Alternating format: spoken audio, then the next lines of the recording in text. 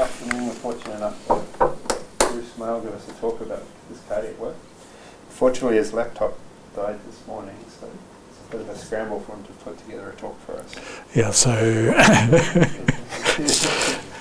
as I said in my email to other people in my group, because I had another lecture today plus a research grant to get in, and I've been desperately trying to recover them from other sources, and I said it sounds a little bit like the cat ate my homework or the dog ate my homework, but it's this is not what I had intended to give you. It's a little bit different, and I apologise for that.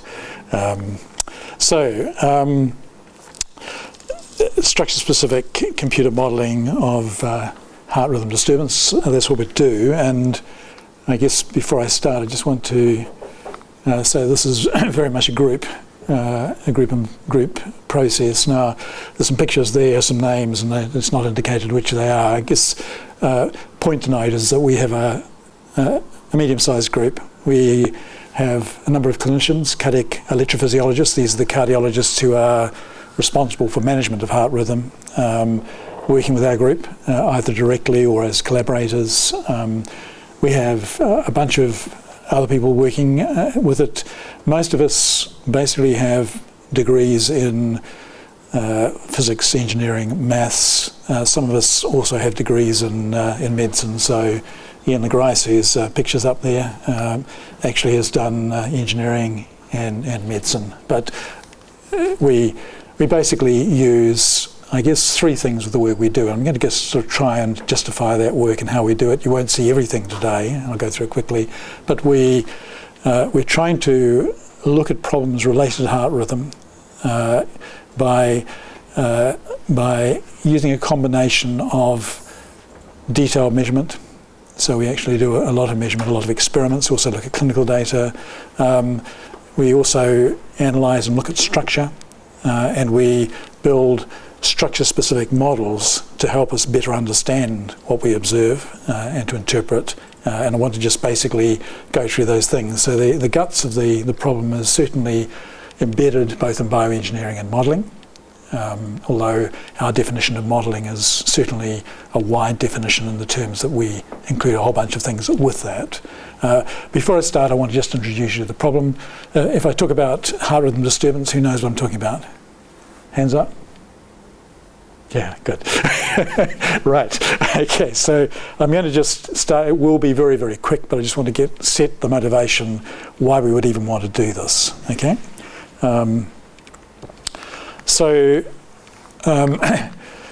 This is a picture of normal electrical activation in the heart, and if I talk about hearts, you do know what I'm talking about. Okay, so the picture on the heart here, that's all the four chambers of the heart, the atria, the ventricles. The ventricles actually doing the pumping, the left ventricle pumping blood into the systemic circulation at reasonably high pressure. The right ventricle, which you see on here, the right-hand side, or actually the left-hand side of this picture looking at it, left ventricle pumping blood into the lungs where it's oxygenated, returning back to the left ventricle. The atrial chambers on top play a major role in terms of priming the ventricles and facilitating filling of the ventricles, and they're also important for the whole process of electrical activation. So the first thing to say here is that we have a heartbeat because contraction is triggered in an ordered fashion by a wave of electrical activation which sweeps across the cardiac chambers. Normally, and this is what's called sinus rhythm, starts here in the sinoatrial node, just here at the junction between the right atrium and the superior vena cava. This is draining the upper part of the body, blood from there coming back into the right atrium. But this is where electrical activation starts. There's a pacemaker at that site, an automatic rhythm generator at that site, which sits in the tissue. That then gives rise to a wave of electrical activation which first spreads across the atria, triggering atrial contraction, then is delayed as it enters this area here, so it doesn't move into the ventricles immediately because there's a collagenous boundary between atria and ventricles which prevents conduction through there. It's passed through a relay station or a I guess, a structure here, a conduction structure, the AV node and the specialised conduction systems, which delays it, allowing atrial contraction to finish before ventricular contraction starts, which is appropriate, and activation then spreads through the ventricles in a well-ordered fashion. Now, this is the related electrical activation that you might measure if you put an electrode into a cell at these different sites. You can see there's a spread of activation.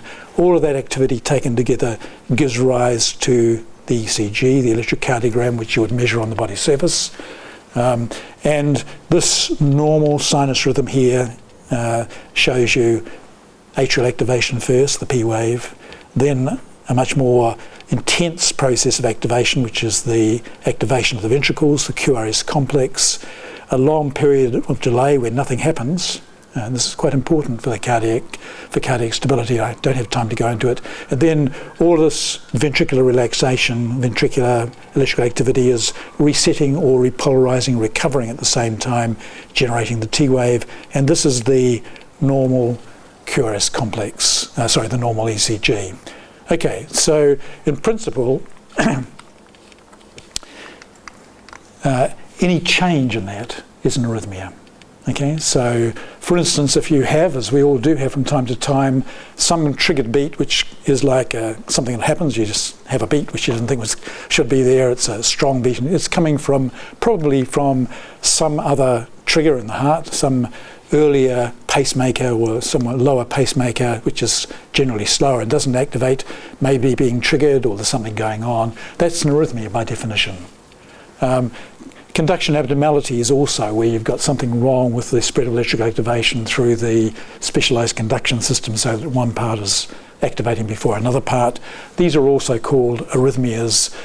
And on the whole, these rhythm disturbances may be annoying, but they're not life-threatening or dangerous to health. There are, on the other hand, a bunch of reentrant arrhythmias, which I'll define in a moment, which can kill you. Okay, so we have a bunch of different reentrant arrhythmias. I'll describe what I mean by an reentrant arrhythmia, and this is one of the things I'd like to have had as a movie. Unfortunately, my movies don't run on here, along with a whole bunch of things. Well, actually, I've got one to run, but that's all.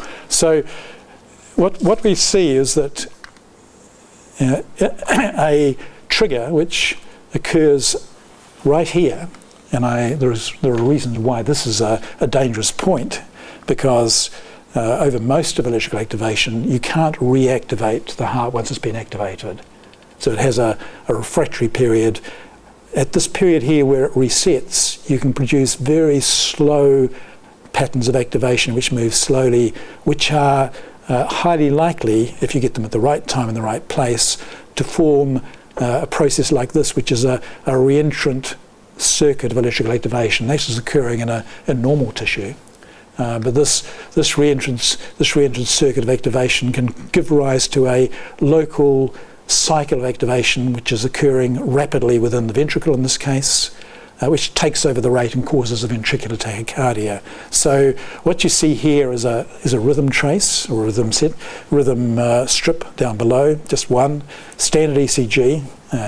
Well, not actually all that standard. So it's normally if you're measuring a limb lead, the ECG has got an upright QRS. This is obviously from a precordial lead, but that's still normal activation. We see P wave, QRS, repolarization. But what you see here is the effect of this sudden trigger, which has come in just at the right place. It's caused a run of ventricular tachycardia, which is like this, and you would see the disruption of the waveform into ventricular fibrillation, and then that's broken down into completely disordered electrical rhythm, which is ventricular fibrillation. And when that happens, you've got, I guess, minutes, or you're dead. Nothing wrong with the heart. It can be restarted. Well, typically it may not be anything very major wrong with the heart, and certainly ventricular fibrillation is the major cause of sudden death. I guess rhythm disturbance in general is the major cause of sudden death, heart failure. It can be due to a whole bunch of other things, but sudden cardiac failure, sudden cardiac death is generally induced by this ventricular fibrillation, and occurs because we require coordinated electrical activation to produce coordinated contraction of the heart. The moment that coordination is lost and we have chaotic, discoordinated electrical activation, and if you look at the heart, it's just basically shimmering, it's going nowhere, there's no coordinated ventricular activity, no blood then is pumped out of the ventricles, and effectively you die unless something else is done. Okay, so that's a problem with reentrant arrhythmia, and reentrant arrhythmias of this kind often associated with structural heart disease. They can occur in perfectly normal people who have particular familial ion channel disruption or something wrong. This is what occurs also when you get electrocuted.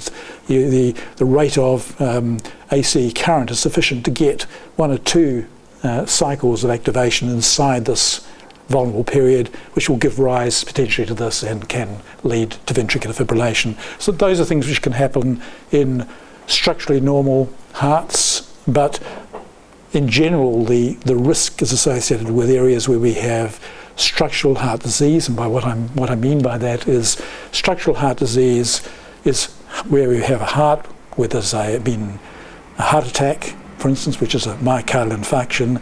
A region of the heart which normally receives blood has lost its blood supply. That tissue becomes ischemic and eventually dies. That bout of ischemia can give rise to this initially, but then subsequently with the scar tissue which forms around the area of dead tissue, around where the cells have died as a result of a heart attack, structural heart disease, that can provide a substrate for reentry, set up the systems for reentry in a way which markedly increases the risk of sudden cardiac death, which is something you and I, you anyway, I think as you get older you get an increased risk of sudden cardiac death, but it's a very, very low risk under normal circumstances. It never happens in young people. It increases slightly as you get older, but as you get progressive heart disease, cardiac disease, the risks increase. Not much unless you've had some degree of heart disease, unless you've got narrowed coronary arteries which have caused a myocardial infarction, or you have hypertensive heart disease. The kind of arrhythmia, which is again another reentrant arrhythmia, which also causes problems, and it's much more likely to occur independent of heart disease, is atrial arrhythmias. So the atrial chamber, as we saw before, really important for setting the rhythm, okay? Also very important for actually acting as a booster, as a compliant kind of reservoir, collecting blood, returning to the right and the left ventricles, and actually very efficiently discharging that blood which is stored in them into the ventricles quickly so that the ventricles can then pump. Atrium is important, but if atrial rhythm is disturbed, we can probably survive, or we can survive. I'll tell you a little bit about the background to that. So the kinds of reentrant atrial arrhythmias which are commonly seen: atrial flutter, which is a fast atrial rate. You don't need to worry about what's down here, 250, 350 beats per minute. Feels pretty bad, I think. You if you have atrial flutter, you know about it. It's serious. There's a serious kind of potential arrhythmia. Atrial fibrillation, interestingly enough, again very fast, but you don't get all of the activation doesn't get conducted to the ventricles, and therefore you're not perhaps quite so aware of it. So flutter, which is just like tachycardia, very fast rate. Fibrillation, completely disorganized atrial function. It impairs the mechanical function of the atria, and it causes fast, and so in the case of atrial fibrillation, irregular rhythm of the ventricles. It's certainly bad for your exercise. So a number of sports people have atrial arrhythmia, I think. So I was trying to remember if a rower whose name I've forgotten certainly had atrial arrhythmia, which came on if he didn't control it. And what that does, it stops you exercising to your maximum performance. Some people will be aware of it, others are not. But what it does do is markedly increase risk of stroke. So people that have atrial atrial fibrillation need to be on anticoagulants. They find that they can't do as much, and in many cases, though not all cases, they are aware of and don't like the situation. But it doesn't overtly kill you, and that does. So those are the kinds of risky rhythm disturbances. Those are the sorts of things that cardiologists identify as being causes of sudden cardiac death, or things that they would like to get rid of, and there are a number of ways in which they can be treated. So what is done with treatment? Well, treatment of reentrant arrhythmia has been attempted using antiarrhythmic drugs, and there's a number of antiarrhythmic drugs, amiodarone, numbers of others, beta blockers, which aren't specific, is not specifically antiarrhythmic drugs. They do things which inhibit the development of a reentrant electrical circuit in the tissue, and all the evidence is that they are poisons. They can have some improvement, they can produce some improvement, and they're tried first, but typically they can be very ineffective, and sometimes they can actually make the risk of arrhythmia worse. So antiarrhythmic drugs are not spelled correctly, I'm sorry, that's what happens when you do things quickly. Antiarrhythmic drugs are certainly used, but are not seen as a primary treatment pathway for risk of sudden cardiac death. They can ameliorate certain conditions, but are not. The two major mechanisms which are used clinically to treat serious risk associated with reentrant arrhythmia, and in particular risk of ventricular tachycardia and ventricular fibrillation, are an implanted cardioverter defibrillator, and this is just a device. Everybody know what they are? Nope?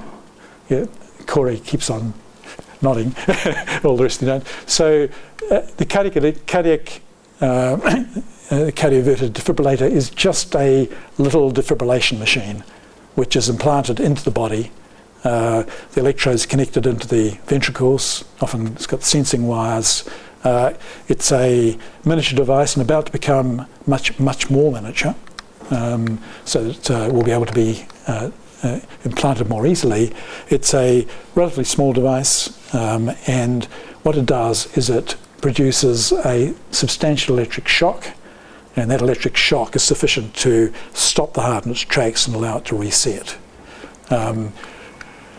As they stand, ICDs are administered where there is risk, but many patients, they're expensive, which means they are rationed in New Zealand and probably worldwide, but they're expensive for one thing, so they're put in where there is a high risk of sudden cardiac death.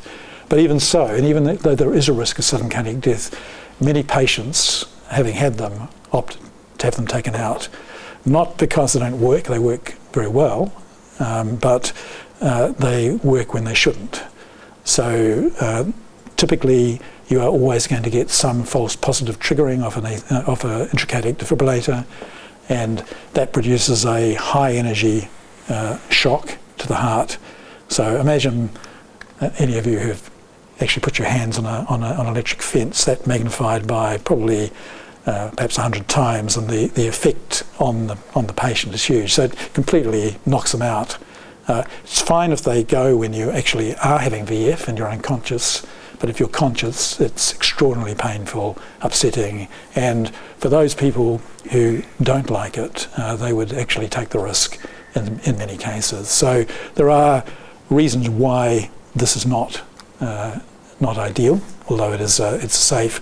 The alternate is to use ablation, either radiofrequency or cryoablation of the reentrant circuits, or at least the tissue circuits which are giving rise to electrical reentry. Particularly this is used in structural heart disease. So if you've had, and I'll show you a little bit later on, if you've had a myocardial infarction, there will be bits of remaining working tissue left in the heart around that scar tissue, and if you can identify those circuits, you can remove or ablate them, and you do that by basically doing more damage. So you either remove energy or add energy to a small tissue region, and by small I mean a region about 10 millimeters in diameter, so it's not that small, and you basically create a full tissue thickness burn as far through the heart wall as you can in that region, and that's what cryoablation involves. Now, this is probably the most common large-scale intervention which is done in cardiology to convert arrhythmias which are not treated here, and where this is not seen to be appropriate, where they think there is an appropriate way of doing it. It's used for certainly getting rid of atrial arrhythmias, atrial fibrillation, because there are some quite good ways of ablating an atrial fibrillation which do get rid of it. Others, where the atrial fibrillation has been going a long period, less good. And it's used for ablating particularly ventricular tachycardias which are related to scar tissue within the ventricles, where circuits within the scar can be identified and worked through. So what's done, and again, pity that I don't have all the pictures here, but what's done here clinically is that a patient will come in for ablation. They'll be sedated. It's all done typically without the patients being anaesthetised. They'll be catheterised, and the catheters are introduced via the skin. So this is percutaneous catheterisation, and typically what the clinician will do is he will map out the electrical rhythm in those hearts, try and stimulate a reentrant circuit, do everything he can do to identify the sites of electrical activation which he wants to block through ablation. And those decisions and that process is informed by imaging, so images are taken of the heart using MRI or CT, identifying the regions of scar. I'll show you a little bit about that in a moment. And at the same time, all of the process is done under X-ray fluoroscopy. So again, the patient has catheters inside him, both mapping catheters and ablation catheters, and the clinician is manipulating those inside his heart and watching what goes on. So just a few pictures here which show you. So this is a situation where exactly that situation. This is an experimental animal, so it's not a human subject. This is exactly what would happen in the human subject. These are mapping catheters. These are basket mapping catheters which have been introduced into the right atrium and the left atrium, all coming up from an incision in the groin. So the catheters have been moved up from below. So it's why the patients are sedated. The veins opened. These are moved up in through the venous system into the right atrium, which is the first port of call. You might ask, how did you get this one here into the left atrium? Well, that's actually been a hole's been made in the septum between right and left atrium. It's been poked through that hole. Again, these things require incredible dexterity, incredible kind of ability to visualise what's going on, understand what's going on in 3 dimensions on the part of the cardiologist. And here, and hopefully this will run as an image. Here you've got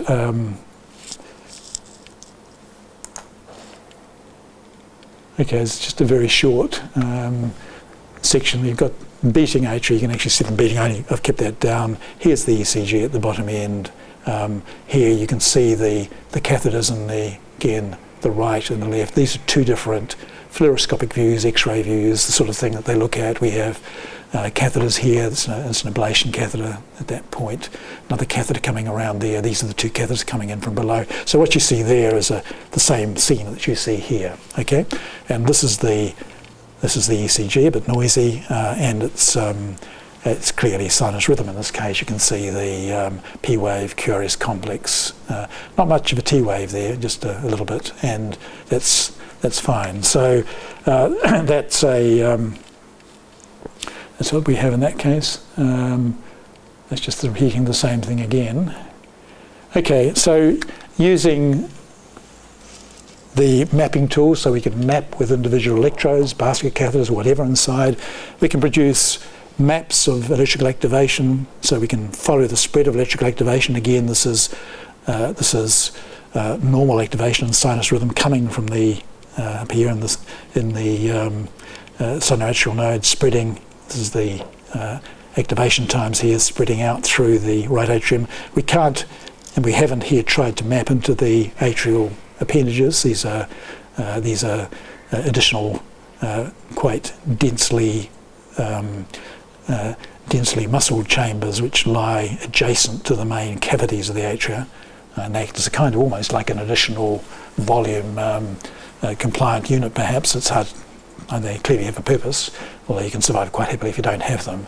And here, this is mapping from this point here in the right atrium, from the junction of the right atrial chamber with the atrial appendage. So you could produce activation maps, you can furrow electrical activation, you can find regions which are electrically abnormal just by looking, and you don't have to do it here in 3D, although it's useful for atrial fibrillation to have a 3D map of what's going on. You can do it just by moving a recording catheter around sequentially at different sites, finding what's going on.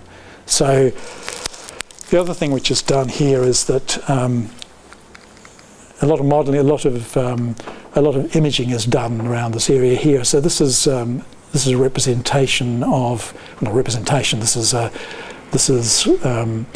an MRI image of the entire left atrium, which has been segmented down just purely to a particular region of the atrium, the posterior left atrium.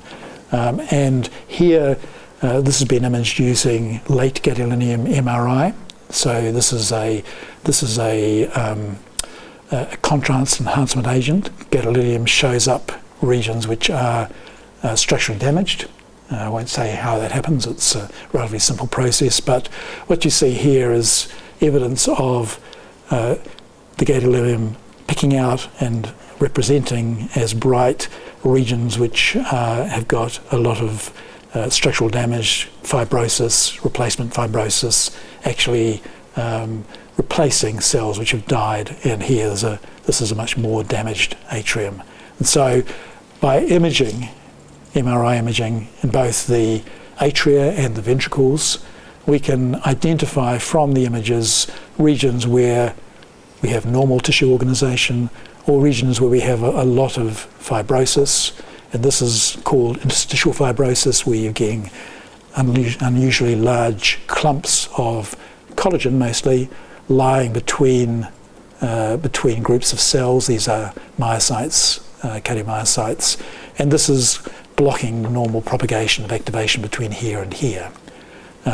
This is a further form here of patchy fibrosis, large patches, and the red is indicating the nature of that fibrosis. And you can see that these would become circuits for reentrant or substrates for reentrant arrhythmia, and unsurprisingly, this guy is at much greater risk of AF and a much more serious AF than this one here. So by knowing something about the hearts you're dealing with, by making electrical measurements in those hearts, you can inform and improve the selection of ablation targets. The thing that cardiac electrophysiologists would like, and they know about what we do, they've actually, of all the groups, they're the ones who are most aware of the need for scientific input. That what they'd like is to have somebody work with them to take the images, to take the measurements, and then to use that information in a much more quantitative fashion to identify the most optimal sites for ablation, because every time they ablate, they damage. That damage can actually make the process worse. They want to minimise the damage, and they want to do that, and therefore they would like to do two things. They'd like to know, firstly, they'd like to know much more about the mechanisms, the scientific mechanisms which give rise to reentrant arrhythmias. Secondarily, they would love to be able to take, for a particular patient, all of the imaging information and some of the preliminary measurement information, combine that interactively into a form which was sufficiently fast to inform them. So they would like patient-specific models which are based on proper scientific grounds. And that's really the case for doing modelling and measurement in cardiac electrophysiology, and that's something which involves a lot of engineers, a lot of scientists, biophysicists worldwide, together with clinicians. So many people working in this area, many people working on that field. Okay, so on motivation. Anything that anyone wants to ask about the clinical problem before we move on? Don't be afraid, because I know this has gone through really fast, and you don't have to ask questions either. Okay. All right. So questions are, how can we make a model? So what are the things we have to do to produce a model? Clearly, the first thing that we need to say is that whatever we do, we're looking at large regions of the heart. So reentrant arrhythmia typically doesn't involve microscopic circuits, it involves quite large circuits of the heart. So any model that we do has to basically account for the geometry and the structure of the cardiac chambers. So if you're looking at atrial fibrillation or looking at mechanisms of atrial fibrillation, you need as a kind of almost as a minimum to be able to look at regions this big, and that's not the entire atrium, it's just the left atrium, the top bit of it, and even that won't give you the full picture of what's going on, but it might give you some idea of the process. So that's the first thing. I guess the second thing is that I think you can see there, you need to be able to account for the nature of the structure. Okay. If you look at what you see there, these are cells which are in fact myocytes, cardiac cells. Electrical activation spreads through normal myocardial cells, normal heart cells. They're stained red there. The connective tissue is stained blue. Those are big lumps which are coming in there. But I think you can see that the cells are not uniformly organised. Okay, what do you see most specifically there? What's the thing that you would, if you looked at that, is there anything that you would actually identify in terms of those cells? It's really asking. I know the answer to this question, which makes it easy. Is there any feature of this that you'd comment on just looking at it?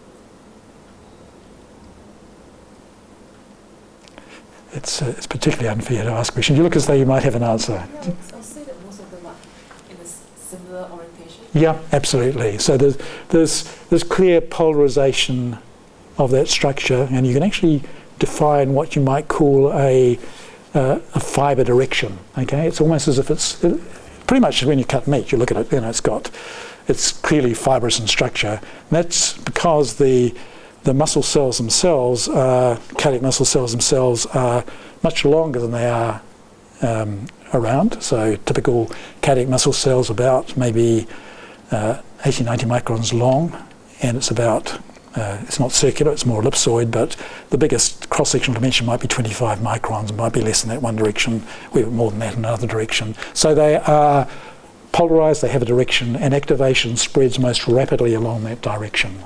So these cells are anisotropic, okay? Rapid propagation occurring there, much slower propagation across the cells, and that propagation occurs via connections between cells. Each cell is connected to its neighbours pretty well, and that sets up anisotropic propagation, which in fact is not simply transverse isotropic. I mean, it's more complex than that. Second thing here is clearly at this level we've got discontinuity. Okay, so a real difficulty with modelling. How the hell do you get a big model that big and actually incorporate the elements of discontinuity? You've got to have the geometry. You've got to have the fibre orientations, you've got to know what that's going on. And clearly you've got to have these regions where, because we know that this is electrically inert, nothing is going from there to there. This is electrically inert, nothing's going between those regions. You've got to be able to incorporate that level of structure into the models that you have. So that's number one thing. You do need a representation which is realistic about the structure that you're looking at least at the degree of precision that you can measure. And remember, we're not able to measure that. We're not able to measure at the 100 micron levels, but typically when you're modelling, you need to be an order of magnitude at least below what you're trying to measure to capture it. So, that's the first thing that's here. The other issue is, and this is probably a more complicated one, more complicated question. What's the other thing you need to know? I'll just move my way forward on this one. The other thing you need to know is how the cells behave electrically, okay? So we've just been talking about the way in which cells are organised. And we probably, without mentioning it, we've been talking a little bit about the extracellular domain, the electrical properties which operate in the extracellular matrix between cells. Does it allow conduction or does it not? The other thing we actually desperately need to know before we even get started is these action potentials, so-called, these cellular changes in electrical activity, which I'll just go through quickly now. What makes them up, and how can I represent those, or how can we represent those at specific regions in the heart, and do they change across regions in the heart? Okay, now this is a slightly more dynamic representation of what we saw before. This is a cardiac action potential, and this is the potential in an individual cell which has been triggered by activation moving toward it. So this cell has been going on quite happily, stable, in a state here which is normally hyperpolarized. So the membrane potential is typically negative. Okay, so we're looking at the difference between one side of the electrical membrane and the other. So typically the inside is more negative than the outside. So it's what we call hyperpolarized. Electrical activation has caused this to depolarize. Okay, it's changed its polarity. That's the message. That's what is actually propagating through the system. So it's this process of cellular depolarization which occurs, switches on, then holds up, and it holds up so that once it's gone on, it doesn't get reactivated. It's actually functionally useful. Stays up here on this plateau for some time, and then repolarizes and comes back to where it was before. So this is what happens if you had an individual cell. This is what happens if you stimulate it. And it is the ensemble of all the cells in the heart which are basically propagating a wave, which is a sweeping waveform of depolarization. It's this which is an unstable event. This is the trigger which causes then the release of calcium and contraction. Now, I can't and won't give you a detailed analysis of what gives rise to the membrane potential, but this is all beautifully understood. I mean, so the progress of biophysics from about 1950 to 2000, beyond 2010, has completely sorted out how this happens. And this waveform here, this process of activation, is all down to the properties of ion channels which lie in the cell membrane. So normally the cell is insulated from its surroundings, completely separated by a cell membrane. You've got specialized ion channels within that cell membrane, most of which are normally off, not terribly active, and those ion channels basically give rise to propagation. And the process which happens is, we probably just take from these guys up here. The processes here of activation are due to the activation or opening of sodium channels, which is just pores in the cell membrane which allow sodium, which is in high concentration on the outside, to move rapidly inside, bringing positive charge into the cell. And it's that inward sodium movement that you see there, that's just the inward convention, that spike of sodium current, which is what that is, moving through the particular sodium channels which are operated by membrane depolarization. So these channels open when the membrane depolarizes and are shut otherwise. That produces this sweep here of depolarization. It also induces the release of calcium from inside the cell, and calcium flows across the cell as well. And those processes are actually what causes us to switch on. And then we've got a whole series of factors which are involved with the repolarization of the cell membrane, and typically they involve delays. So because there is a delay, we have a process which is switched on, which allows potassium, which is in high concentration inside the cell, to eventually move out, carrying that positive charge that came in back to the outside.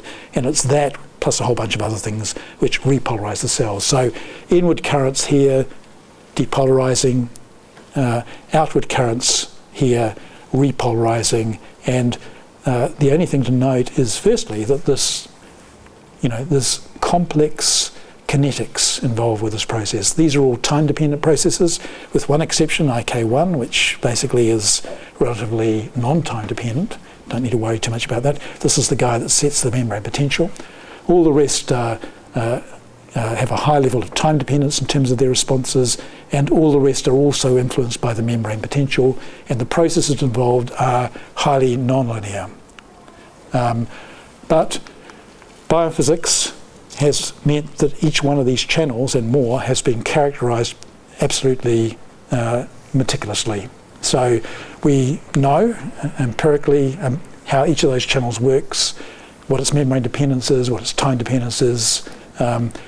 Each of them is, as I said, pretty non-linear. The behaviours are complex, but we can model the behaviour of each of those cells. And if we can do that, then we can just put all the cells, we can put those all together, and we can produce the following. I mean, we can produce a relationship which describes the rate of change of membrane potential. This is the cell capacitance. We can describe a simple model which relates that to all those currents. So if we have a biophysical description of those currents and the way they operate, then we can actually predict at any point how the cells change. Now, if we were to do that, we would have to do that for all the cells, and all the cells at different places have different behaviours. But there are a bunch of well-defined cell models, cell activation models, which can be used. We know how they vary across the heart in different places. The problem with this is that this is fairly complicated. It takes a lot of modelling to even do a single cell, and so typically reduced empirical descriptions are used, which represent all the major characteristics here. But all of this can be done. Okay. The second thing which needs to be done. Oh, sure. Quick one here. Sure. If you go back to the tree, Yeah. is the third graph related to the first two graphs? No, and it's a good question. So this is actually, so I've talked about, I'll go back one more. I've talked about ion channels, and I should have said ion channels and transporters. Okay, so this is an exchange process. It's the sodium-calcium exchange, and this contributes to the process of maintaining homeostasis in the cell, maintaining normal function within the cell. And effectively what this does is to exchange sodium for calcium. So these basically are driven entirely by their diffusion gradients and the electrochemical gradients. This guy here involves some energy, okay, So not the directly. first two are passive, and then the last one. Yeah, that is a passive transporter which is linked to the sodium potassium ATPase, the sodium pump. And the reason why it's electrogenic is that it exchanges one calcium ion for 3 sodiums. So that it's actually not a balanced exchange. So every time you push a calcium ion out of the cell, you bring 1 unit of charge, 3 sodium ions in. So this contributes. So here, basically, when it's operating this way, it's contributing to. So if it's operating here, it's producing outward flow, and here it's producing inward flow. So here it's actually repolarizing, and here it's depolarizing. Now you need to bring in. I mean, what I haven't shown there is that the sodium-potassium pump also contributes a little bit to it. So there's a bunch of stuff that needs to be brought in, and you can bring those into the level that you need. I mean, you would not be able to fully model these processes and have a proper heart model currently within current computing. So good question. And the answer, what I should have said, is ion channels and membrane-bound ion transporters, which is what you'll see in every book on this topic, and for that reason. Okay, so I'm not going to. I've put that up, and actually, it's probably not even necessarily the right one. But this is a representation of reaction diffusion representation. So once you've got the cells, okay, you need to then look at the process of wave propagation through the structure. In order to do that, you need to describe the anisotropic electrical properties of both cells and the extracellular domain. And this is membrane potential, this is the extracellular potential, the membrane voltage, membrane potential difference, I should say, extracellular potential, and you've got just both those things defined. So I guess what I'm saying here is that you need to account for the electrical properties, intracellularly and extracellularly. You need to account for the fact that they are governed by myocyte architecture. Once you've got that representation, you can plug in a simple cell model, put it into there to get something like that. Many cases you might just actually forget about the extracellular domain and just concentrate on the intracellular domain, make it easier, and then you get a simpler representation of this equation. But having said that, your problem is that you've got to combine it with the true boundary conditions, the domain in which the functions operate. We've got to account for the fact that in the heart, the direction of the myocytes, which you identified, that fibre orientation varies, but not only that, a whole bunch of other things vary as well. So you've got complex boundary conditions, you've got complex structure within. Those things have to be incorporated into the model. So that's the guts of doing the modelling.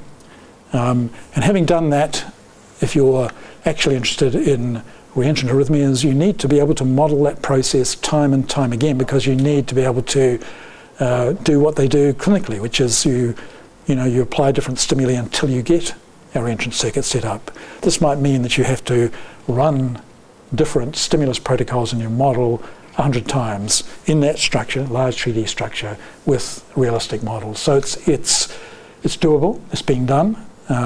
It's being done still with some simplifications, but it can be done, and actually very exciting, I think. So the time that we've got, I want to spend, how much longer have I got? As long as it takes. Oh, well, if I'm done by 5:30, is that? No, I'm serious. Okay, I just want to work your way through a couple of the things that we've done within our group, just to give you some sense of how that works. So this is really very much a composite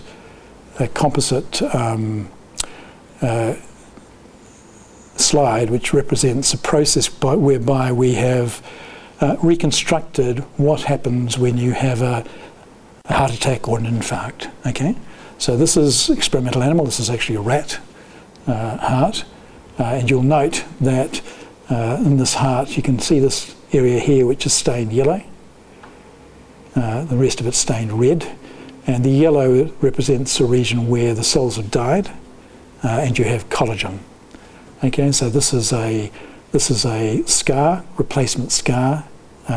Here we're looking at a view through the left ventricle, right ventricle. So this is what they call a short axis view. You've taken a slice through both ventricles, I guess perpendicular or transverse to the axis from the base to the apex. So that's what we have here.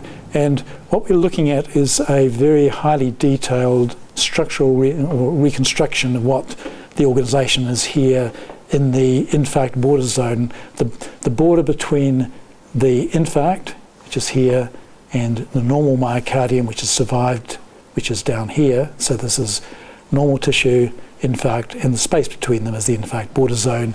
And what we've done here is use a technique which we, in fact, set up in Auckland, which is called extended volume confocal microscopy. Forget about that guy there.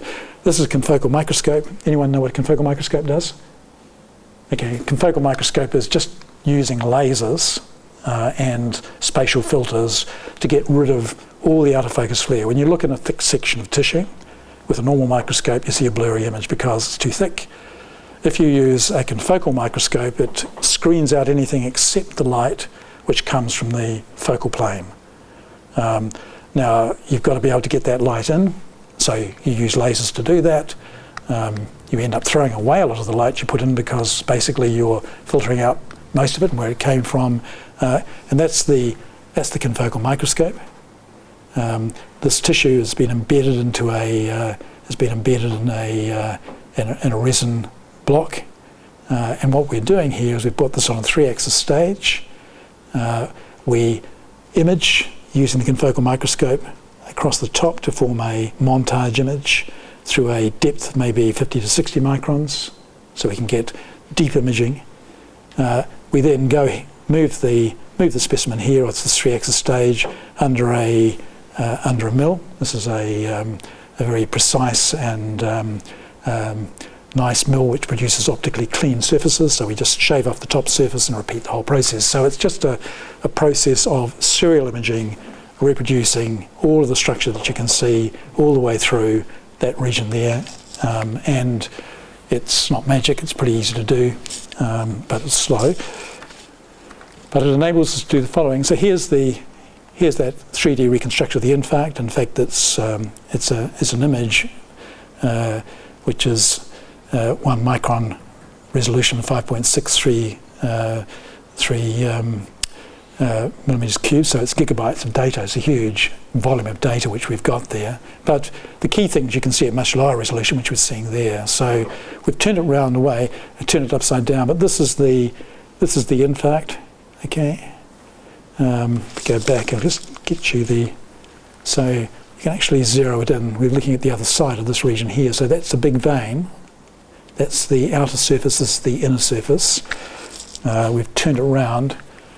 There's that same vein. Okay. So key thing is normal tissue here. Okay. So this is normal myocardium. It looks perfectly normal, and it runs down to this region, and you see the normal tissue has got lots of collagen fibrosis kind of moving out into it in fingers. But we have, despite the fibrosis, despite the collagen there, we've got surviving cells lying on the inside and the inner wall of the heart. We've got surviving cells surrounding this vein, quite a lot of them.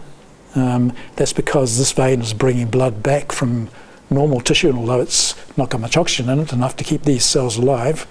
And if we trace them through, we can follow living cells deep into this infarct, and in fact all the way across it. So what we've done here is to, this has been not the actual detailed analysis, not done by me, but done by Mark True in our group.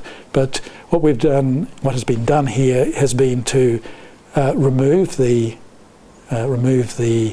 non-myocytes, so the collagen, which we have clearly identified, we get rid of, and everything here is left when we take the collagen out are just surviving cardiac cells and running from normal tissue, endocardium, epicardium. So we've got tracts of cells running through the infarct, and those tracts of cells which run through the infarct basically contribute to potential reentrant pathways, and that's actually what the clinicians are looking to try and get rid of. They want to get in and block these kinds of pathways here. Okay, now this is just looking at this coloured by degree of connectivity. Normal connectivity, every cell is connected to 10 or so others, so 1 represents that kind of coupling. That's the red. You can see there's gaps between groups of cells, which we know about and I won't deal with, but as you come through into the infarct, your cells now are making much poorer connection. They're only connecting to cells in front of them, behind them, maybe 1 or 2. So within the infarct, your connectivity has gone right down. The anisotropy of this process has changed markedly, and then as you get back out on the outside again, you've got normal levels of connectivity. So infarct border zone, the penetrating pathways are characterized by low levels of connection between cells, even though they basically do go right through. Okay, so what you can do then in these situations is that you can model this, and this is again work of Mark True. You can model this as an electrical network. So because each cell you can actually work out which cells it's connected to, you can work out its direction, its orientation. You know a lot about the physical properties of the cells, the coupling between them, the size of those cells. All of that can be included in a network model, which you see here, which incorporates all of the information. This is just for that little small chunk there. The entire structure can be completely modelled and represented as an electrical network. And what we've done is to say, well, look, let's assume that activation properties are normal except for the changes in structure. What does that do? And we can then model the process. Oops, wrong one. Okay, so we can model the process, and so here we've got electrical activation being driven from a site here on the red ball is the site at which activation is occurring, and here we've got activation being driven from site here. This is the inner surface. This is the infarct, that's the inside, the inner cavity, that's the outside, the epicardial surface of the heart. And the thing to note is that this is activation times mapped in milliseconds, assuming everything is normal. What can you see there? Can you see anything? I know that some of you are slowing down here. It's not fair to ask questions, but it just stops me from having to talk all the time. Anyone see? What about this red line here? I mean, again, this is stuff I know, and it's easy for me to do this because I did the slide.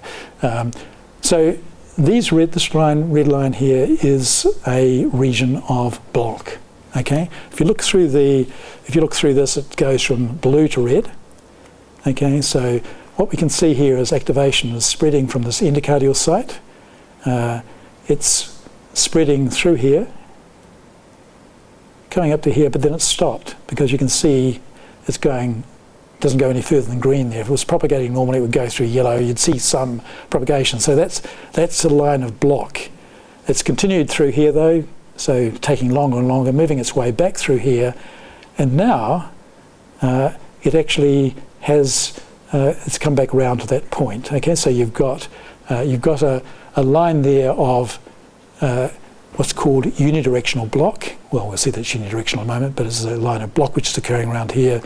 And what's interesting is when we stimulate from this side, it's blocking here, but it's propagating through that pathway. So that pathway which was blocking previously is now allowing electrical activation to go through it.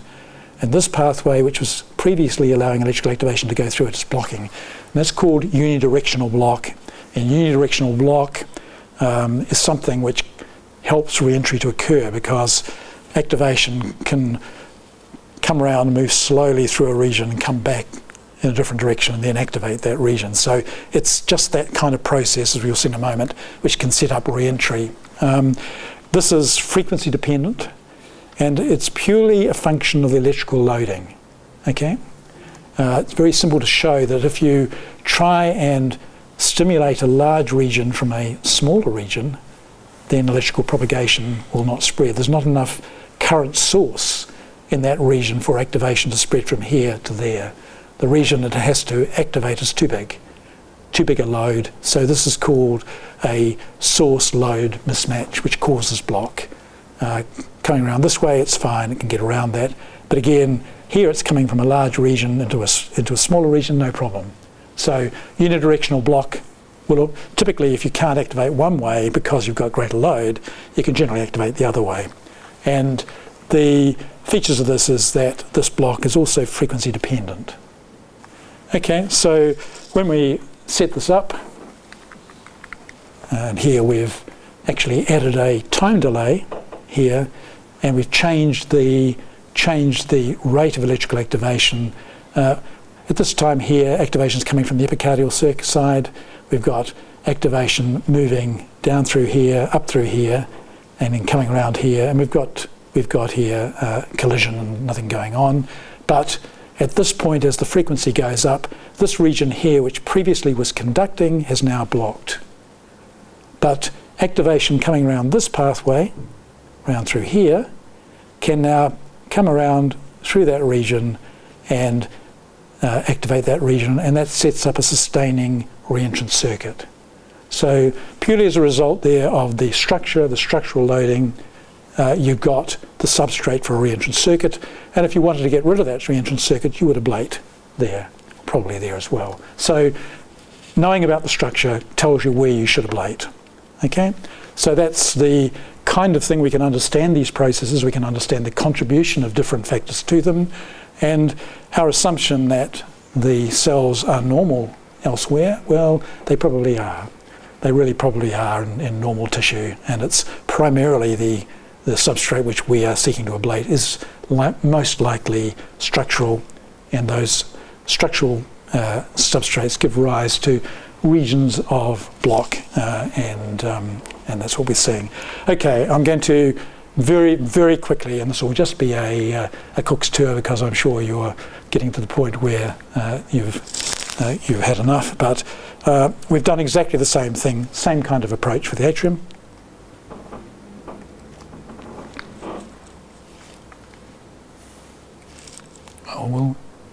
Okay, so we've modelled the entire atrial structure, again, using something very similar to what we did before, reconstructed the atrium, worked out the myocyte orientation. This is myocyte orientation within the atrium. This is the first time this had been done. This is the first full model of the atrium to be published. Others have published very similar results in human atrium since, so we've in fact been pleased to see this develop. I won't go through the details, but we're using the structure tensor, which gives us an idea of what the contrast is between different regions to determine the fibre orientations. And then we can model the effect of fibre architecture on the spread of electrical activation from the sinus node. That's without, this is if you assume it's isotropic, this is if you add in the myofibre orientation. This is much more realistic in terms of what one sees experimentally. But this kind of model has been then used to look at what's happening in specific regions of the atrium. And what it shows us, and again I'll simplify this and just perhaps a little bit more about this, the posterior left atrium here is the region where the pulmonary veins come in, is a primary target for a particular kind of arrhythmia, which is paroxysmal arrhythmia, which can in fact be treated quite well by ablating around the pulmonary veins. Here are the left and right pulmonary veins. This is the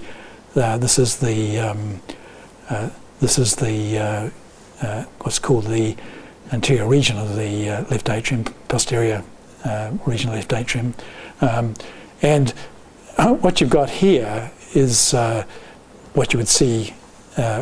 What you see here is the effects of the fibre organisation, which we now know exactly in the atrium.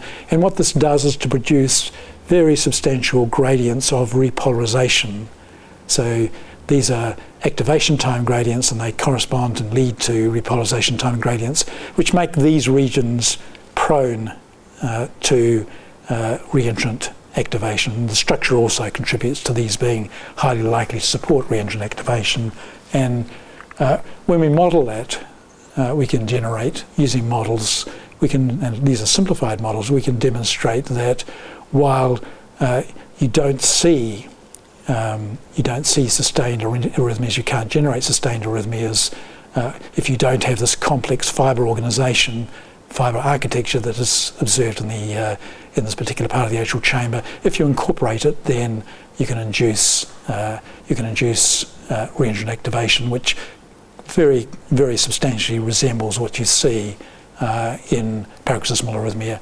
Now, a person who did this work, Jiqiao Zhao, has subsequently gone on to do exactly the same kind of thing for explanted human hearts, which have been removed as part of a cardiac transplantation process. And he's then modelled in the structures which he's worked out through what the sites of risk for arrhythmia would be, and then that's been compared with electrical activations made in the same hearts in experiments, so that can be done. And the modelling beautifully matches the experimental measurements. So combination of sensible models which incorporate the structure, once they're validated, and you need to validate these models with measurements very, very carefully, both in animal experiments and using, as we are now doing, human hearts which have been extracted so that we can make those measurements. That process is providing us with the ability to do what we said, actually guide therapy. So This is bioengineering. All of cardiac electrophysiology is bioengineering. Every part of it, from the mapping through to the modelling, it's heavily involves instrumentation, which was developed by bioengineers. It's a perfect kind of a perfect place for bioengineering, and it's actually probably one of the areas which has produced the most useful output. I mean, the kinds of stuff we're getting here are what clinicians need to use. The clinicians are excited by this and involved in the process, and we see that as kind of a paradigm for where bioengineering will go in terms of a whole bunch of other areas, and there are plenty of other areas which have achieved just as good a result. And this is kind of exciting. Okay, that's it. Thank you. Questions?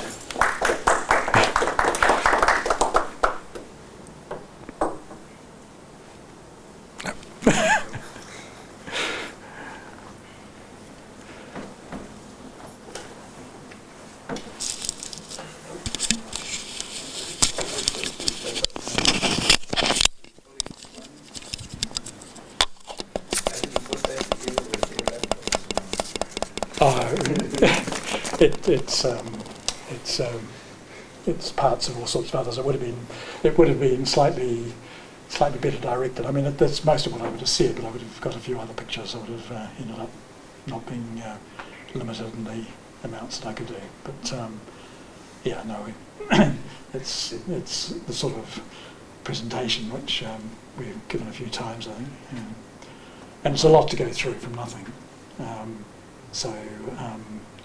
But those are the important bits.